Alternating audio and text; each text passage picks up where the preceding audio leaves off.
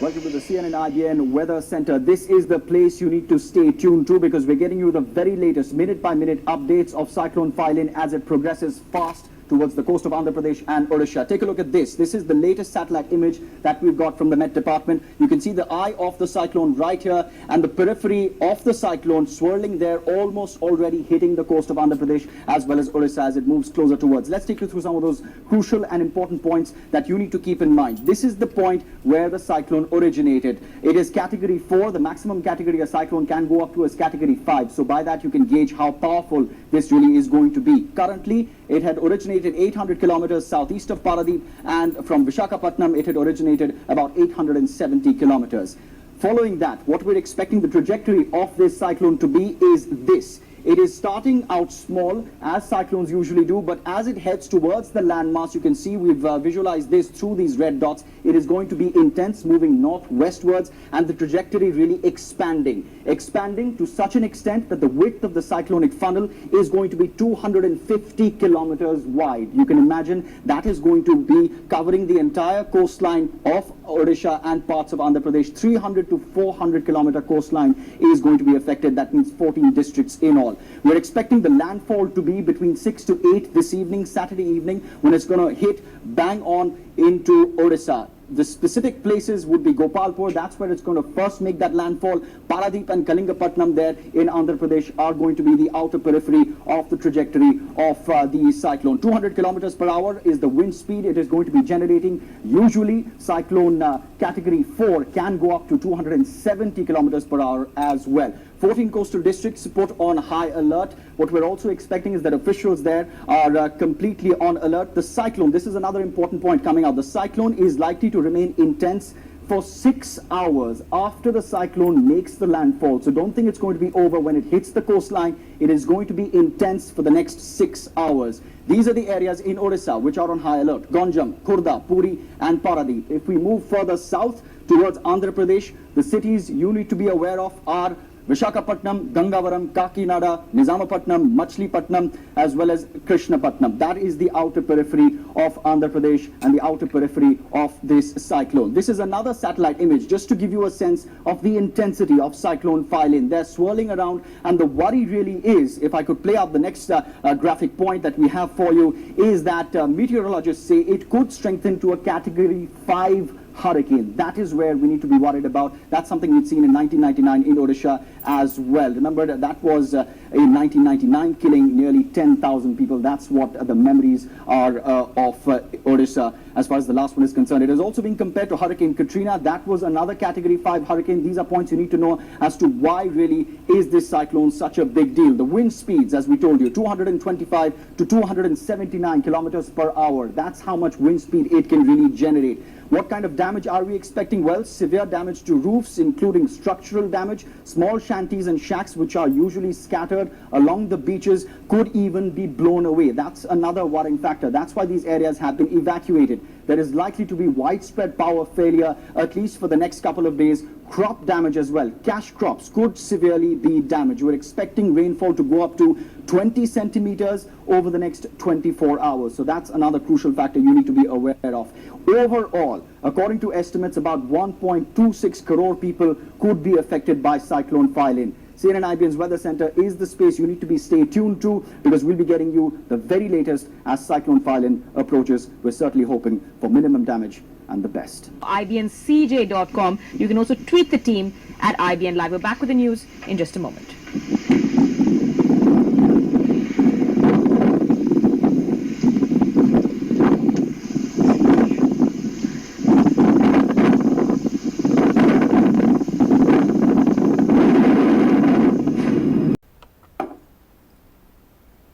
A cannibal father kills his 3-year-old daughter by biting her on the neck and sucking out her blood like a vampire. You got cannibalism here.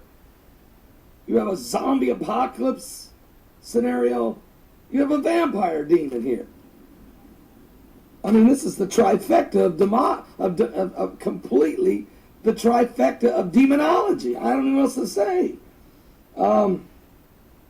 A man has been arrested in Papua New Guinea, where there is, by the way, Papua New Guinea has a lot of witchcraft, has a lot of idol worship, and it has cannibalism. It's known to have cannibalism there for centuries. Well, a man has been arrested on cannibalism charges in Papua New Guinea after he took his young daughter's life. Innocent child, by biting her neck and sucking out her blood. The 3-year-old child's mother was shocked. The country, which has become hardened to numerous cases of witchcraft and brutal killings. Police said the murder of the child has left the community all horrified and resulted in, because of the local newspaper carrying it, running a front page headline declaring vampire father.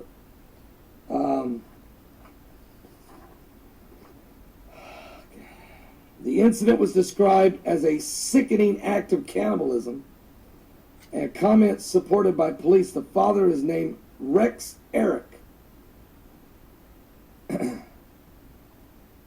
He's been charged with cannibalism and willful murder, although investigators are still looking into it.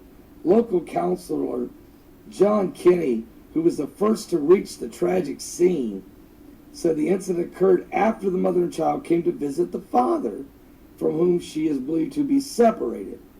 He grabbed the baby girl from her, jumped over a fence. There's your supernatural strength that this zombie apocalypse has, and he ran into the bushes, where he carried out his terrible thing, biting the child deep into her neck, ate the flesh, and sucked the blood. Zombieism, cannibalism, vampirism, the trifecta of demonology, all in one man. In the sun, the moon, and the stars. And I just read that to you in a couple of videos ago. In Luke 21:25, there shall be signs in the sun and in the moon and in the stars, and upon the earth the stress of nations and perplexity, the sea and the waves roaring. Well, this picture was sent to me this morning. Tatum took this picture. Now, this is do you see the cross? Let me move it around there. Right up here, I can see a reflection in my camera, which I apologize, because I'm taking a picture of this. This right here is just a reflection. But look down here. The moon is actually is behind the clouds here. And there's a separation in the clouds which allows this illumination to come through. And then right over here is this cross. It's just a cross. And it almost looks like, and let me move around a little bit more, but it almost looks like, let me check that out. It almost looks like the cross, like here's the hill of the Golgotha, and there's the cross. And then there's the defeated head of the snake and the rest of the snake. I'm just throwing that out there. You can see anything. Look, you can talk about the separation here in the clouds, the illuminated moon coming through here. That's obvious. I mean, that's what that is. But this cross appearing like that in the sky in this picture is phenomenal. Are you serious? The truckers are shutting down it. They're eastbound and down. They're loading up and trucking. They're going to do what everybody says can't be done. We're just about tired of the politics, all the whining and the crying. Go ahead, boys. Shut Washington down. That's right. A few dozen trucks bearing the hallmarks of the planned trucker rally on Capitol Beltway have made their way into Washington, D.C. The truckers are riding for the Constitution. They started before dawn this morning, October the 11th, 2013, with truckers planning to drive the entire 64-mile Capitol Beltway in 8 hours shifts until Sunday afternoon. By 8:45 a.m., Virginia State Police officials said about 30 tractor trailers had left a stop in Dumfries, and was about 7:30 they planned to head toward Washington. They had already started shutting down the road. four abreast, driving 15 miles an hour. They were pulled over by Virginia State Police. Didn't give them a ticket. Told them, no, don't be doing this. But of course, they did. And now another 30 trucks were seen to join them. It looks like it's going to get ugly. Well, they're eastbound and down. They're loaded up and trucking. They're going to do what really ought to be done. Why don't they just load up all the Congress, throw them in the back, take them out of town. We're sick of all the corruption. People are sick of the Constitution being walked on. People are sick and tired of folks. And what about how they treated the veterans? Shutting down the memorials. Won't even pay the death funeral benefits to the fallen soldiers. And they're raising taxes. And they're poking you in the eye. And they're telling you got to give more. And the Obamacare thing? What a fiasco. What a disaster. Ah! Go ahead. Get those 18-wheelers going that way. What? What? Are you serious?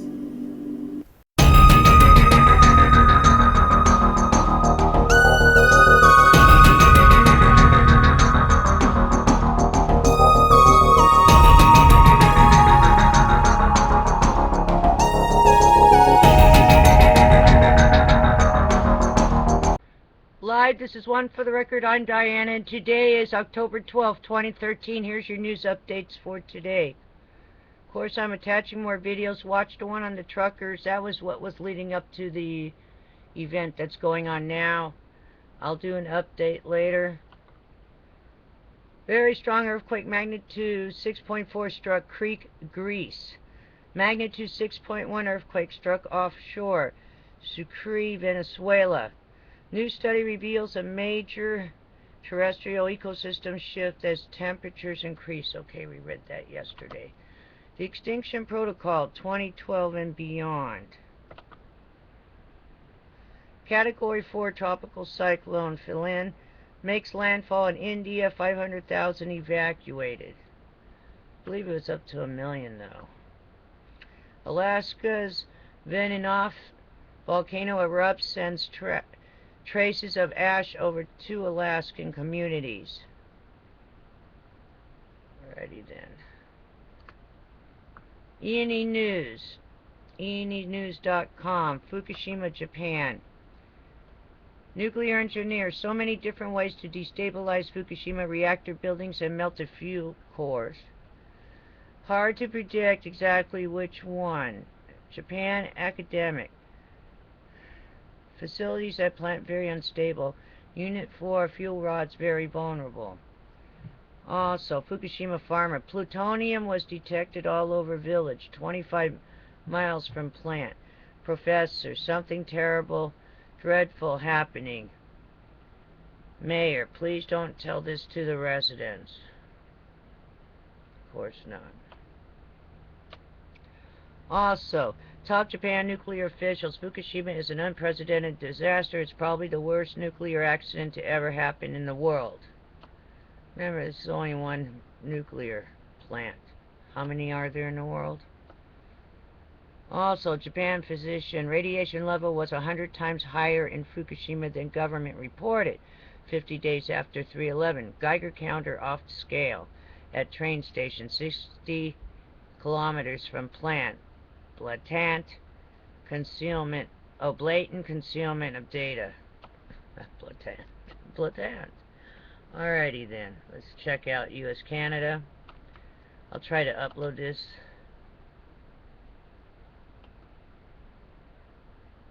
In a little bit. Looks like it's taking too long. Okay, let's get rid of this.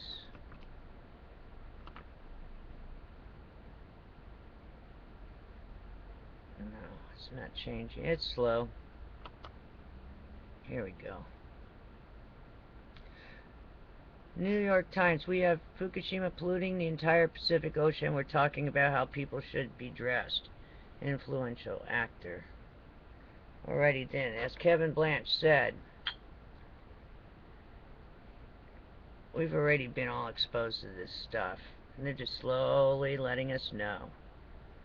So, I don't know. might be best to move out of the northern hemisphere. That's all I can say. Alrighty then. Take care. Be prepared for anything. Have your passports ready for anything. And I'll see you tomorrow on the flip side. Please be prepared. Be safe. And I'll see you tomorrow. The International Court of Justice in The Hague is being asked to arbitrate in a bitter and long-running dispute over whaling in the Southern Ocean. Australia argues it's time to stop the illegal and unnecessary slaughter of thousands of animals in the icy waters of the Antarctic. It wants the court to halt Japan's scientific research program. Canberra alleges that it breaches international law, including the global moratorium on commercial whaling, and has no relevance to marine conservation. We want commercial whaling to stop, and that includes the so-called scientific whaling program that Japan has been carrying on for many years. 10,000 whales, in fact more than 10,000 whales, have been killed as a result of Japan's so-called scientific whaling program since the moratorium commenced in the mid-1980s. There's been a ban on commercial hunting for a quarter of a century, but Japan aims to catch about 1,000 whales each year for what it calls research. Professor Donald Rothwell from the Australian National University says the court could order Japan to scale back its whaling activities to the point where they're no longer viable. One of the key issues is that Article 8 of the Whaling Convention does say that scientific research is legitimate. So the court might be confronted with trying to put numbers around how many whales can legitimately be taken for scientific research and what numbers cannot. There's been a ban on commercial hunting for a quarter of a century, but Japan aims to catch about 1,000 whales each year for what it calls research. Officials in Tokyo also stress there are compelling cultural reasons behind the annual hunt. They also insist their whaling operations are ecologically sustainable. Australia, however, strongly disagrees and will be supported by New Zealand at the International Court of Justice. Experts say its decision will be legally binding. Phil Mercer, BBC News, Sydney.